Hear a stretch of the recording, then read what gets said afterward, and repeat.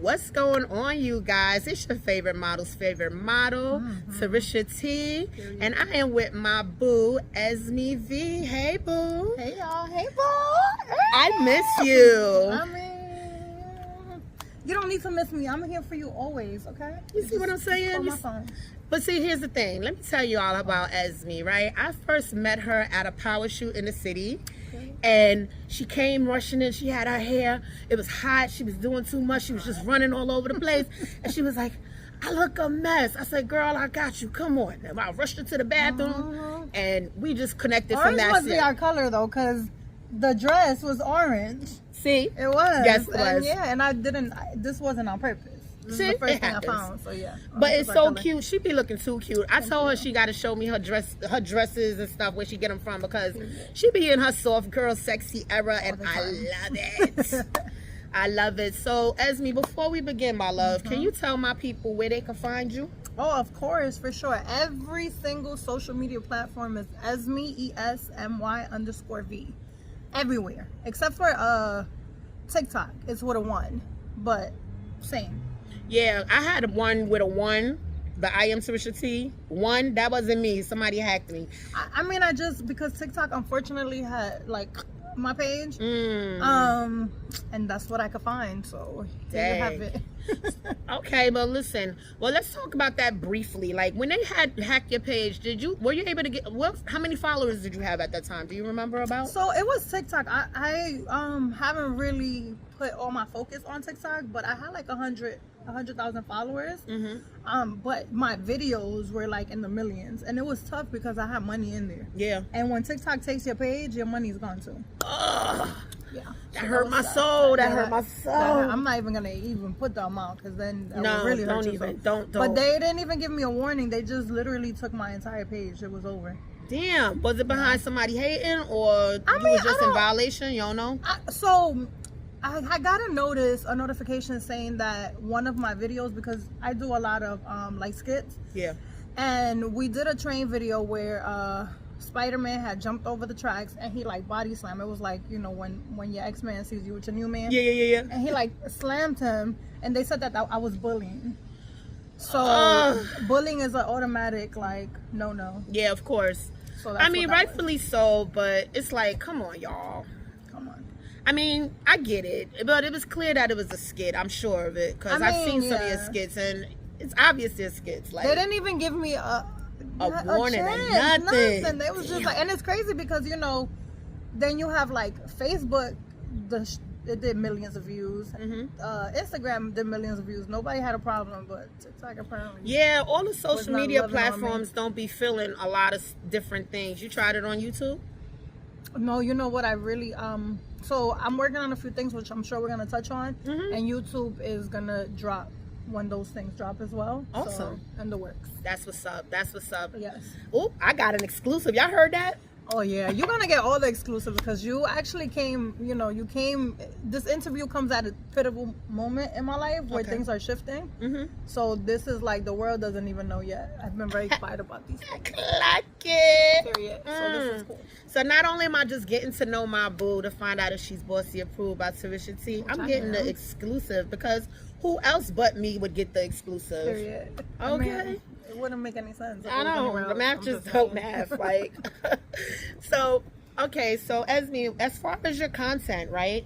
Everybody knows you're absolutely beautiful. They can see that. Thank you. But besides just being beautiful, how would you compartmentalize your niche, like your niche? Like, what would be your content based on? What would you say?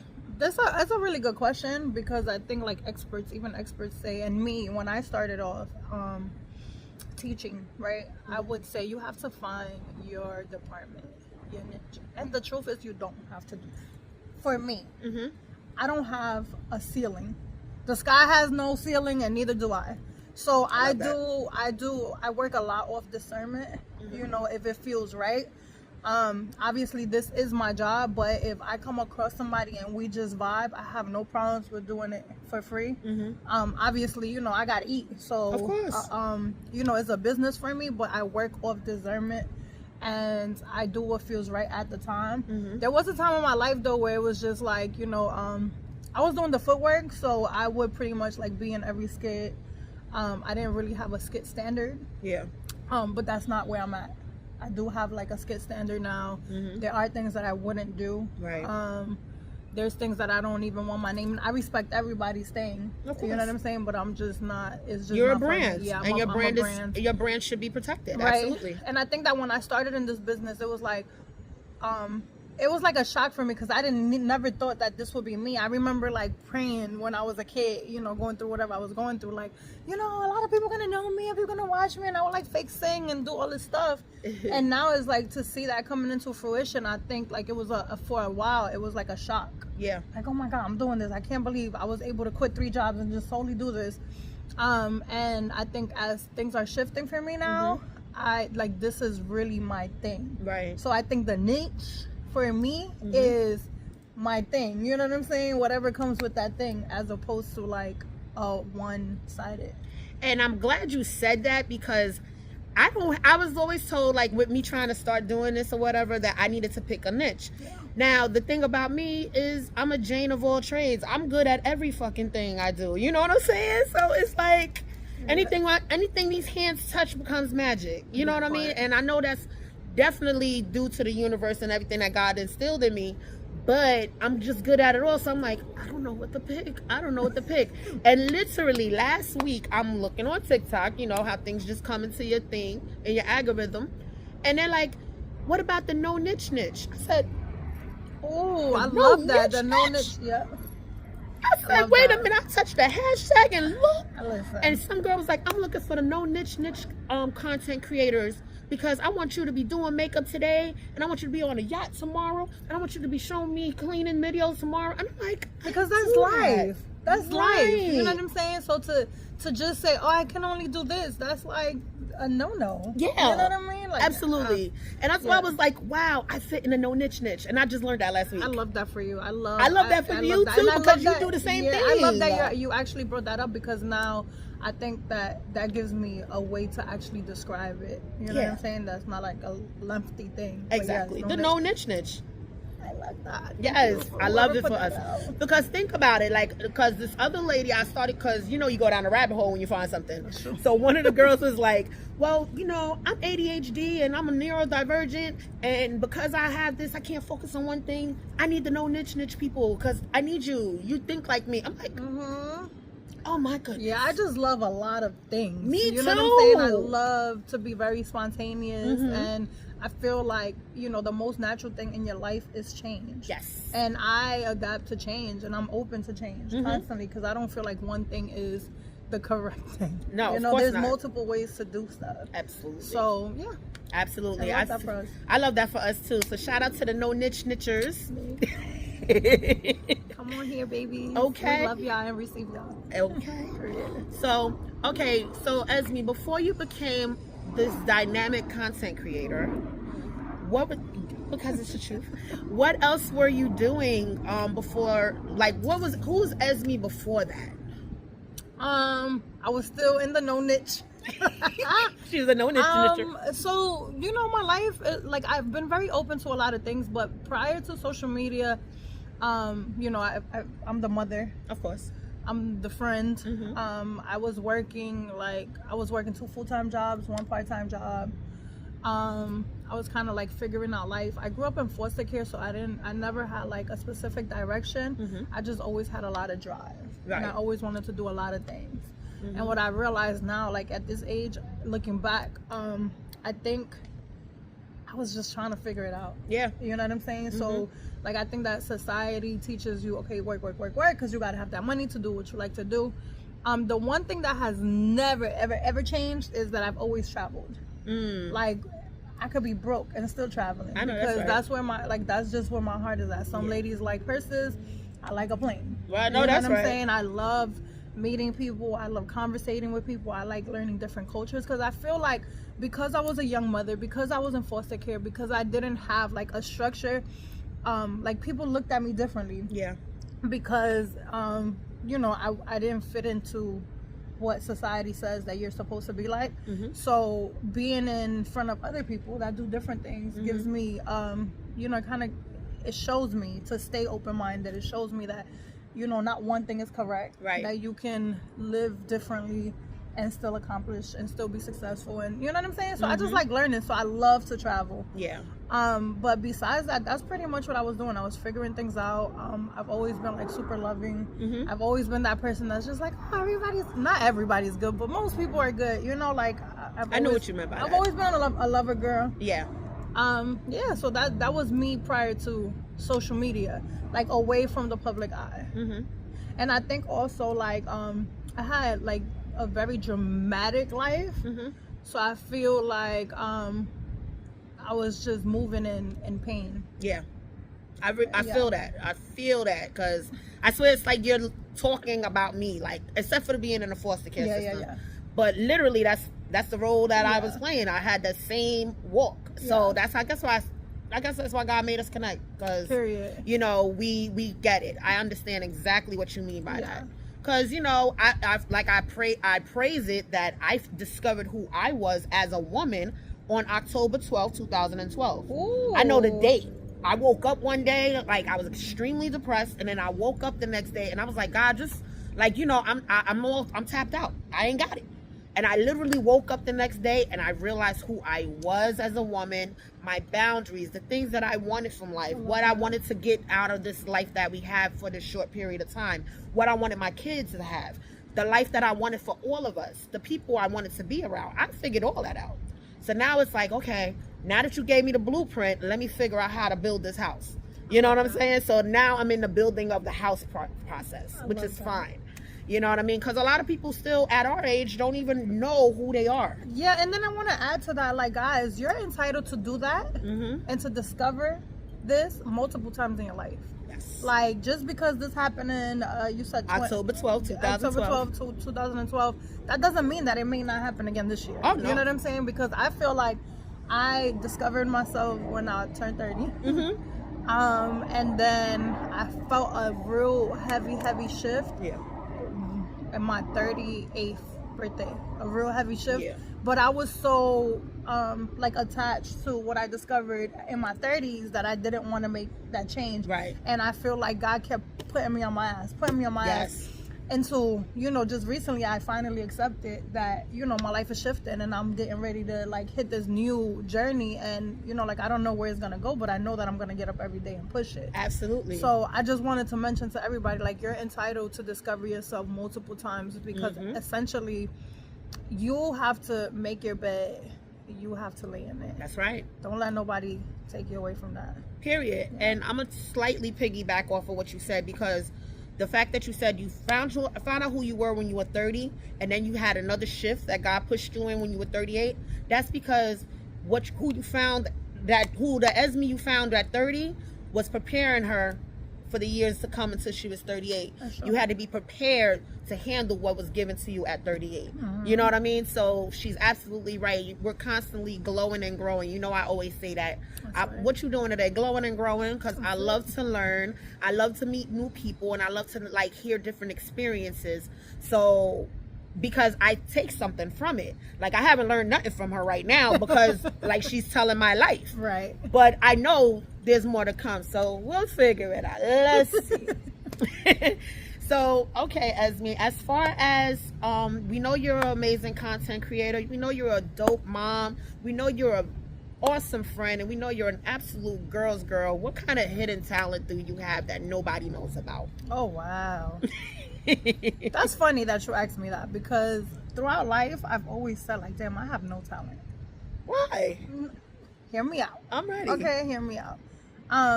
When I think of talent, I think about, like, someone who can sing, you know, someone who can draw. I don't have those talents. Okay. I think that my talent goes a lot deeper than that. I think that I have a talent of connecting people. Like, we can be talking about something and you can tell me I need such and such. Oh, yeah. And I can connect you. You know, I can instantly connect the pieces. I have a talent on not being bitter and not hating. And I feel like that is one of the biggest. Like, I always tell people, I don't have a talent, I have a superpower. Yes, it is. And my superpower is that no matter how many times God has put me on my ass, or it doesn't matter how many times like I have failed at like relationships, whether it be like family relationships, friendships, girlfriend, boyfriend, whatever. Like I've always been able to leave situations with a pure heart, and that's not easy, because what happens is you walk into relationships with the same pain from the previous situation, and then they say hurt people. That's true. I can really say, like, even if like everybody's been done dirty, right, in a relationship. Of course. I can walk into a relationship and not, like, I can openly love without the fear of, oh, this is not gonna work out. And I do that with my friendships, like. And that is a talent, because that doesn't traumatize me. The things that have happened in my life, they don't traumatize me. Like, even when I sit down and I give talks about my story growing up, about being raped while I was in the system, about having an abusive child's father, about being abused in my home, all these things, about being a mom at 14, sleeping in the street, like, those things did not shape me in a bitter way, right? You know what I'm saying? So when I have those conversations, everybody's like, oh, you could have been this, and me being bitter, or me being like a prostitute, or me being like, like always complain about those situations, that was never gonna be me, right? You know what I'm saying? Because my superpower doesn't allow me to be that person, and that's what I'm grateful for. So those are my talents. And those are awesome talents to have. I finally learned something about her. that is not a talent, it's a superpower. Yes, because a superpower. I'm not a hater. You know what I mean? I'm not a hater at all, right? I support everyone because I don't get a lot of support. So, the people who do support me, I go dumb. You know what I'm saying? Because I'm like, oh, you supporting me with this little thing? You got me for life. I got you. Like, I don't care what it is. Let's go. I got you. You know what I mean? But the bitterness, that is really a talent, because it's hard to do that, to like go through all kinds of trauma and failed situationships and stuff, and people who did you dirty, and failed connections without hate in your heart, and to be able to like, damn, that was messed up, and then be like, all right, cool, shake it off, let's go. That's it. It takes a different kind of power to do that. And the way you worded that being a superpower is what you taught me, because I always said something along those lines, and I would base it off of my confidence. You know what I mean? Because I'm like, my confidence won't allow me to be broken. You know what I mean? Like, my confidence is what keeps me driven. My confidence is what keeps me moving and shaking. My confidence is what keeps people bringing a behind to me. The good vibes, the positive energies, the blessings, and all of that. It stems from my confidence to just know who I am and keep pushing forward. That's right. Because a lot of times people who, I call it the fear of flying syndrome. I don't know if it's a real thing yet. I ain't learned it in school yet. Maybe this fall. You said it. It's but true. The fear of flying syndrome, a lot of our parents didn't know how to get it right when they taught us. There's no book, right? So they did what they knew. They like, go to school, you get a good job, you retire, you live happily ever after. That's the template. The way we move and shake now in 2025, this is like our ancestors' wildest dreams we're living. Oh man, I love that word. You know what I'm saying? I love ancestry. Isn't it beautiful? It's so beautiful. It just touches my soul different. No, seriously. But we're living their wildest dreams, because this is not something that they knew when they were raising us. So by keeping us boxed in, that was the fear of flying. You know what I'm saying? So now that, like, if you don't have that confidence to just try, you have a fear of flying, because you don't know how to do it. You don't know how to go for it. And I'll be like, listen, at the end of the day, if you are a believer, because some people, everybody has some sort of higher power that they believe in some way, shape, or form. And if you know that higher power got you, you ain't got no reason to be scared. So you can't sit there and be fearful of dying. You can't be fearful of failing or nothing like that. You can because respect God, it. You can respect it, but you don't got to be scared. That's right. To try to avoid doing it. I know some people who are afraid of death so bad that they don't even want to come outside. Yeah, they don't want to live. They don't want to fly on planes. They don't want to get on ships. They don't want to take cruises. They don't want to take chances. And it's like, that's not really living.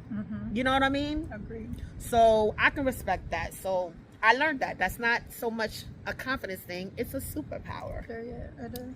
Okay, that's one for Esmy.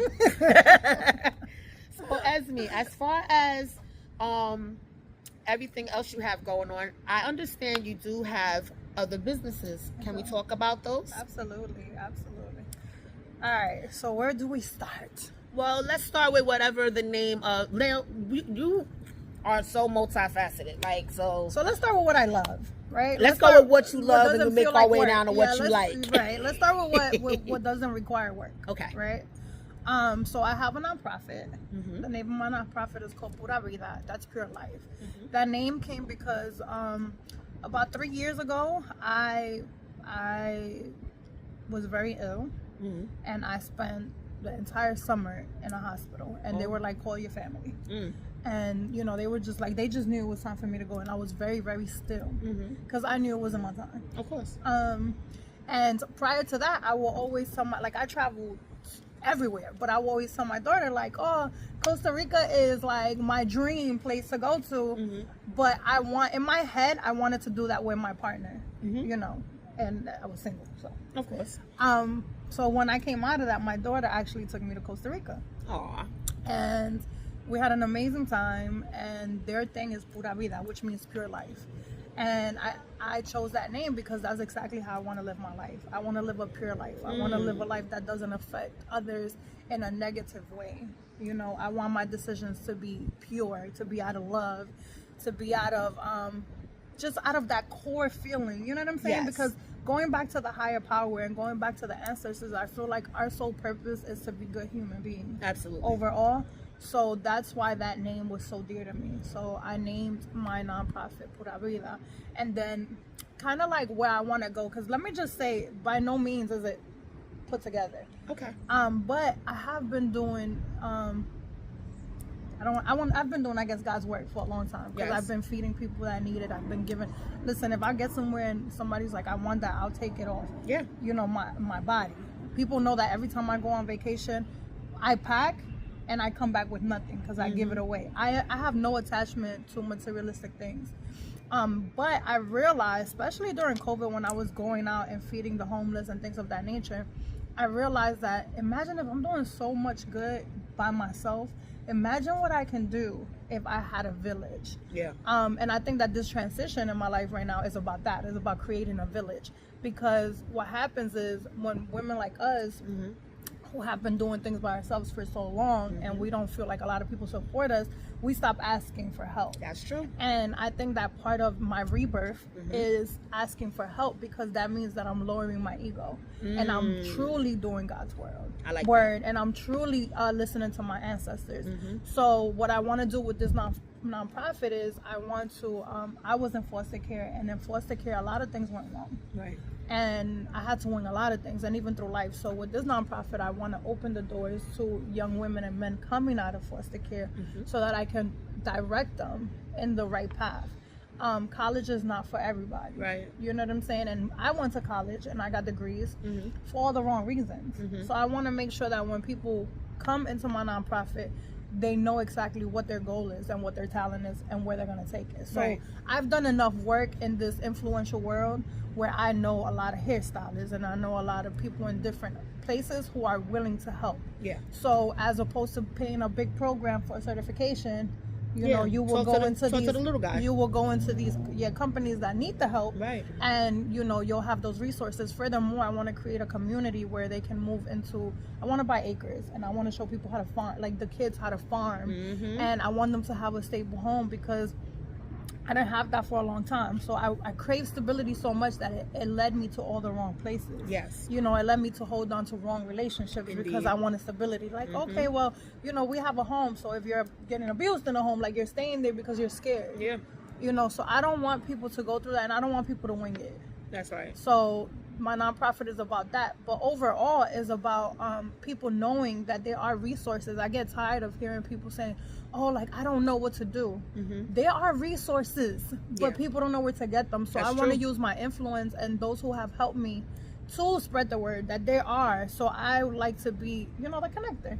I love that. Yeah. So yeah. Because you do that anyway. I do that anyway. You might as well extend that reach and start, like you said, lowering your ego and getting the help so you can make it on a broader scale. That's right. I love that. That's right. I love that. Right. And pure life, that it all comes together. Yes. I love that. Shout out to you. You.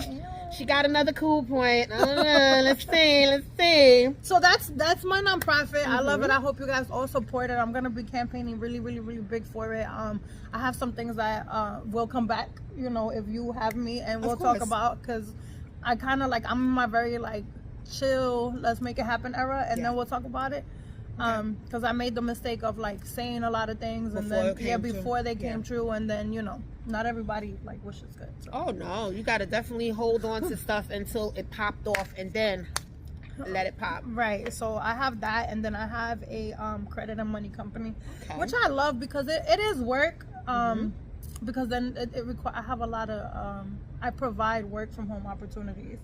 And what happens is these are my mentees, so it is a lot of work, and I have to put a lot into it because, you know, people see an influencer and they're like, oh, I'm gonna, you know, make it overnight, or I'm gonna get the same amount of money that she's getting, and it doesn't happen overnight. It didn't happen for me overnight. I try to tell people before I even got into this company, I was paying a membership for a year. Wasn't doing nothing with it. I just wanted to get my credit fixed. Right. Because I came from foster care and I knew how to, I was working 2 full-time jobs. 2 of them being careers. Like, these weren't no like BS jobs. Right. Like, no, I was doing arbitration in one and I was doing dispatching in another. You know what I'm saying? Like, I was making money. And then the night one was that differential pay is great. And then I was working at a very fancy golf course on the weekends. And those tips by themselves, you know, can do something big. So I was making money, but the problem is not making money, guys. The problem is keeping the money, right? And then budgeting the money, and then making the right decisions with the money. Yes. Because when it's coming in, that's why they say more money, more problems. That's true. When it's coming in, if you are not educated on what to do with the money, you're just spending. So because I had lack of structure, but I knew how to make money, and I'm a hustler. Like, I'll go pack bags if I need to. That's right. So I wasn't making the correct decisions, and then I'm a giver. So I was giving. I was providing for, you know, it don't even matter, but I was providing. Right. And I ended up filing for bankruptcy. So like, I am living this life that looks lavish, but like, I didn't know credit. So my credit was effed up. You know what I'm saying? Then I had to file for bankruptcy because, like, I would say to myself, and it's crazy now because I think to myself, like, how do people have an apartment, have a car, travel? Like, how do they do it? You know what I'm saying? And then social media wasn't even paying, you know what I'm saying, paying back then. So I filed for bankruptcy. I didn't know that there were other options that I could have, you know, went to. So for a year, I was just kind of like, you know, I just want to get my credit right. Yeah. And then as I got around people who knew about credit, people who elevated in business, like when I got around women who actually wanted to crown other women as opposed to just keep the crown for themselves. And I stepped into rooms where I wasn't the biggest in the room, and I was able to learn. That's when I was like, oh, I can really do this. You know? So this credit and money company is about providing work opportunities from home or from anywhere. It's about fixing your credit. Right. It's about opening up your mind to creating different businesses, because I see a lot of things online where they tell you, you know, you can walk into a lot and get a car with your business, but they don't tell you, and then you got to pay them. You know, this yes, there is a membership fee. Obviously, it's a business, but the great thing about my business is once you have your own 5 first clients, you never have to pay a membership again. Right. You know, you get paid weekly, and you also get residual income, which comes once a month, which is amazing. And you make your own hours. Absolutely. You know, you structure how you want to structure, and then you get access to me too. So that's the best part. That's the cherry on top of the sundae. That's the best part. And I do work with like 118 different banks, so I'm, you know, like every day I'm able to help people who wouldn't otherwise have the opportunity to get these loans, to get into houses, to get into cars, things like that. So I do, even though that's a lot of work, I do love it. Yeah, of course. Absolutely love it. That's good. Yeah. What else you got going on, baby girl? Man, listen, so I just really quick, because I feel like I hate talking about myself. Whatever, it's about you. I'm trying to see if I think you bossy approved. You gotta show me. I actually have, so girl, I think you will love this too. I have a vitamin line coming out where I'm doing, so I work with a lot of adult entertainers. And you know, females' pH balance got to be on point when Of that's the course. type of work you're doing, when you popping your coochie. Period. So I'm here to tell y'all that your coochie is gonna be nice and fresh because I have these vitamins that you pop in your coochie, and they help with your pH balance.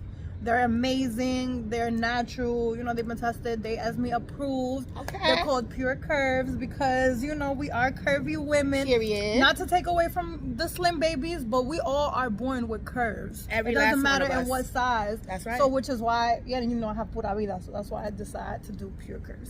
I love it. So that's coming out. And guys, man, I love y'all because y'all show me so much love. So of course I had to come through with something for y'all. Now, this is a debate of forever, right? You know, women are always talking about who likes it big, who likes it small. You know, and some men, they need that little Help. So I do have a male enhancement pill. What? Yes, that's Okay. also called Pure Curves because I don't know why y'all, but I love a little curve. Captain Hood. There you go.